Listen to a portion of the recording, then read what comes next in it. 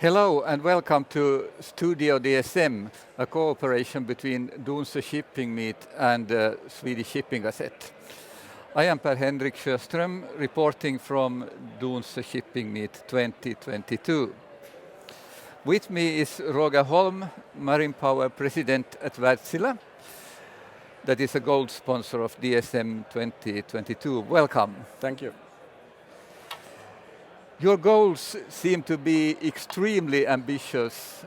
Are the decarbonization goals realistic? I think they are, and yes, we have very ambitious targets, but we want to be the best in future fuels in shipping, talking about new fuels, green fuels, because to really meet the 2050 targets, you need to go for green fuels.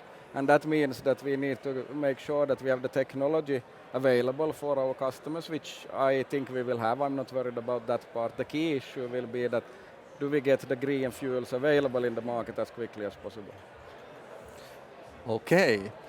If I would like to build a ship today, what kind of engine and propulsion system should I then choose so it will be future-proof? I think the key here is flexibility, because this is what we talk with our customers all the time, that you select an engine and you might start with, for example, a dual fuel engine with LNG today, but you prepare as much as possible the ship design, so you could go for a green fuel in the future. And then the good thing with the engine technology is that you can upgrade then the engines later on for a green fuel. But the key is create as much flexibility as you can already now to make it less expensive for an upgrade later on. It sounds very easy to do that. Is the problem in the engine or in all the other systems surrounding it? Of course, it will take a lot of R&D also to develop the engines, but that's not the main part to be worried about. The key part is about fuel storage on board, how to prepare the vessel as much as possible for that change and conversion later on. So it's to take it into account as much as possible already during the planning phase. What is your view then on future fuels in shipping? Will there be one or will there be many? I think that we are going from a largely single fuel environment to a multi-fuel environment. That's pretty clear. And the key issue will be here that what fuels will be available where. We believe methanol will play a key role. We believe also ammonia will play a key role.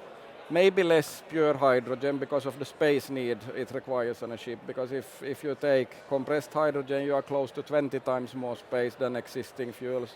And if you then go for the cryogenic part, you are still 7 to 8 times more needed on space on the vessel. So we believe more that methanol and ammonia will play key roles. Mm-hmm. And it seems that there are really future-ready engines already today. Is it very expensive to convert an engine then in, let's say, 10 or 15 years?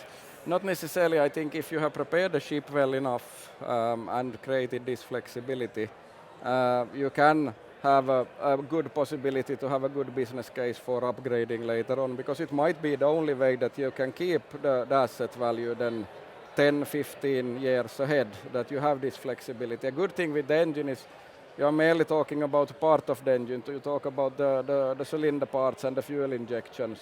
So that part can be handled still in a decent way. Okay. Thank you very much for your participation, Roger. And I will now let you enjoy the rest of the today at DSM 2022. Thank you.